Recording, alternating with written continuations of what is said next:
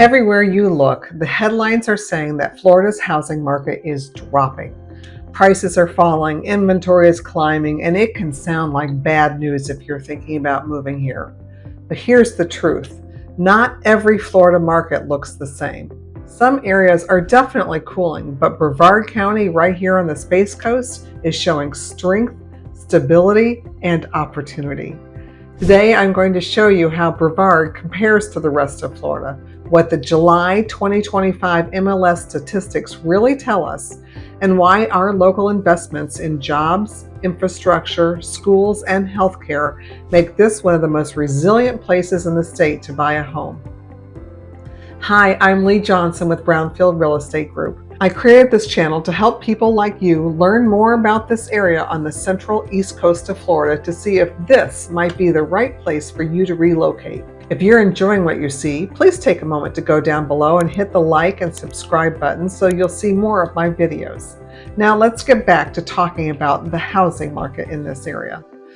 So let's start with the big picture. Across Florida, the housing market has definitely slowed from the frenzy we saw during the pandemic years. But of course, what we need to keep in mind is that those pandemic years were really odd. It became almost a frenzy of people moving to Florida. And so now we're trying to balance that out and become a more stable housing market. So inventory is rising, giving buyers more options. In certain high price or oversaturated markets, sellers are dropping prices to stay competitive. Closed sales are down in much of the state, and homes are taking much longer to sell. But remember, Florida is not one uniform market. What's happening in Miami or Naples looks very different from what's happening here in Brevard County. So let's look at what's really happening right here on the Space Coast according to the official MLS numbers for July 2025.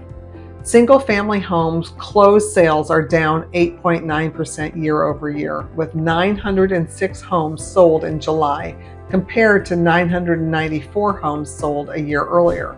But remember, these are more normal numbers in comparison to what we saw during the pandemic when people were moving to Florida in droves. In fact, the median sales price held steady at $380,000. That's flat in comparison to last July. So even though we're seeing fewer sales, we're seeing solid numbers. Demand here is still strong, even though it's taking a little bit longer to get homes sold. Inventory increased to 4.6 months supply, up from 4 months last year. That's giving us a more balanced market. Homes are taking a little longer to sell, with the median time to contract at 47 days. This is a 23% increase. But remember, the pandemic years were crazy numbers where homes were sitting on the market for less than 36 hours before they were under contract. Townhomes and condos are seeing closed sales down from 15.6%, with just 200 units sold in comparison to 237 yet last year. However, again, that median price only dipped slightly to $285,000. That's only 1.3% change year over year. Inventory jumped to 8.4 months supply, which is compared to 6.2 months last year. The average time to go from listing to closing has stretched to 91 days. So what does this really tell us? Single-family homes are holding steady. Prices have not budged, and while inventory has risen, it's still within a balanced market range. Condos and townhomes, on the other hand, are clearly in a buyer's market territory. More inventory, longer sales times, and slight price declines mean buyers have more leverage in that segment of the market. Now, why is Brevard holding up better than so many parts of Florida? Let's come down to 4 basic aspects: jobs, healthcare, infrastructure, and schools. Let me give you a few examples of things that we're seeing happening here right now that are giving us more stability, not just now, but far into the future. Amazon recently acquired 90 acres at the corner of 192 and St. John's Parkway with a $59 million operation hub planned, expecting to create over 1,000 new jobs. Combine that with our ongoing aerospace and tech industry, and you've got a steady job demand in a variety of industries. Palm Bay Hospital has recently been approved for a massive $230 million expansion.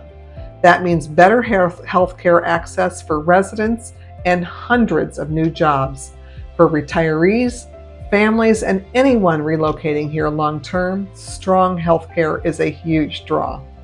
We often hear concerns about keeping infrastructure in step with the massive growth we're seeing. So let me give you a few examples of what is happening here right now. Front Street Park in Melbourne is getting a $1.5 million upgrade, improving pedestrian access, connectivity to the waterfront, and even dock expansion. Because this area is so close to downtown, we also expect to see impressive growth in the local restaurants and shopping as well. Parts of A1A are being resurfaced and upgraded with a $3.8 million project improving safety, lighting, and accessibility. Space Coast Town Center near I-95 is also underway.